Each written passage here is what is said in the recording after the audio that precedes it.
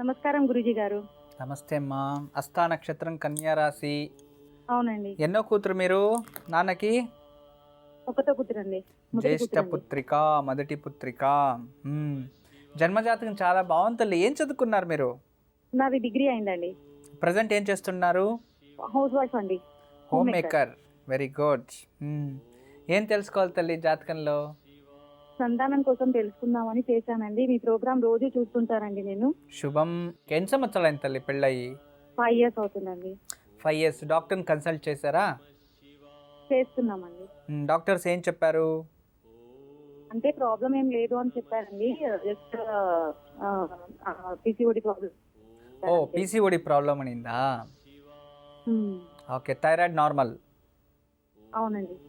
సరే తల్లి, మీకు తప్పకుండా 25 mcg ఉందండి. Okay okay. సరే తల్లి, నేను కొన్ని పరిహారాలు ఇస్తాను, చేయండి తల్లి. మీ జన్మజాతకంలో అయితే చతుస్థానం చూపిస్తుంది, మంచిగానే ఉంది. ఏ దానికి భయపడకండి, ఎందుకంటే యోగం ఉంది, యోగం కనబడుతుంది, యోగం వచ్చింది అని ఉంది. అందువలన మీకు ఖచ్చితంగా సత్సంతానమే ఉంటుంది. నేను కొన్ని పరిహారాలు చెప్తాను, చేయండి. మీ ఇంటి దేవుడు ఎవరు? శివుడు. శివుడు, పరమేశ్వరుడు. ఓకే. ప్రతి మంగళవారం సుబ్రహ్మణ్య స్వామికి పాలాభిషేకం చక్కగా ఒక 16 వారాలు చేయించండి.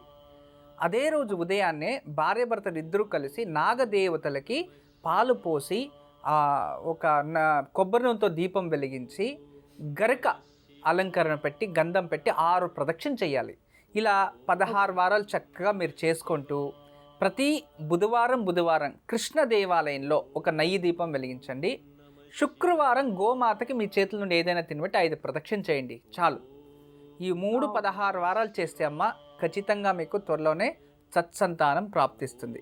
అంతేకాకుండా మీకు ఈ పీసీఓడి ప్రాబ్లం ఉంది అని చెప్తున్నారు కాబట్టి ఈ పీసీఓడి ప్రాబ్లం దూరం అవ్వడానికి మీరేం చేయాలంటే తెల్ల మందారము పుష్పము కానీ తెల్ల మందారం చెట్టు ఆకు కానీ రోజు ఒక ఆకు సేవిస్తూ ఉంటే 3 నుంచి 4 మాసాల్లో ఆ ఒక పీసీఓడి ప్రాబ్లం తగ్గుతుంది. ఆ తర్వాత గర్భం నిలుస్తుంది తల్లి. శుభం అవుతుందమ్మా. ఎప్పుడు మా ఆశీస్సులు ఉంటుంది తల్లి. నమస్తే. గురుజీ, దేవుణ్ణి ఏ విధంగా ఆరాధించాలో తెలియజేస్తున్నారు. దేవుళ్ళని శ్రద్ధాభక్తితో ఆరాధించాలి అని మాట్లాడుతున్నాం. నిన్నటి ఒక కార్యక్రమంలో మనం రత్నాల గురించి మనం మాట్లాడుతూ వచ్చాం.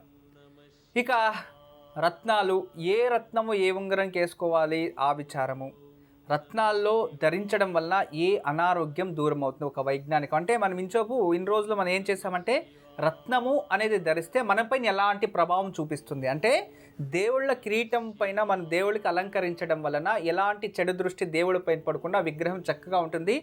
దేవుడికి కళ అనేది ఆ మూర్తిలో తేజస్సు అనేది తగ్గకుండా ఉంటుంది. మనిషి దృష్టి పడినా కూడా ఇప్పుడు రాయితో కొట్టి ఉలితో కొట్టి విగ్రహం చేస్తుంటే కన్ను దృష్టి అలాగే పడుతుంది అని చెప్పాను కదా, అది ఎక్కడకుండా జాగ్రత్తగా కాపాడుతుంది. రాజు ఎందుకు అలా వేసుకుంటాడంటే ఎన్నో వేలాది మంది ఆ ఒక మానవుల దృష్టి వాళ్ళపైన పడుతూ ఉంటుంది, దానివల్ల వాళ్ళు క్షీణించకూడదు అనే దృష్టి వల్ల ఆ ఒక రత్నాల్లో కిరీటాల్లో వేసుకొని వాళ్ళ ఎనర్జీని గెయిన్ చేసుకుంటూ ఉంటారు.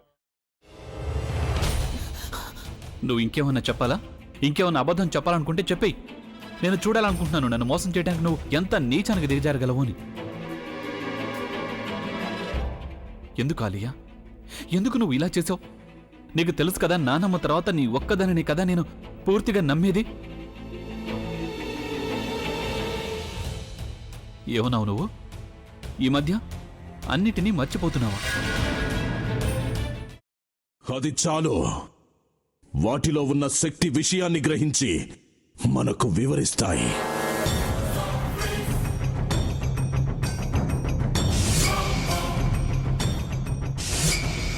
ఎవరు ఆ దండ విప్పొద్దు, గది తలుపులు తెరవద్దు.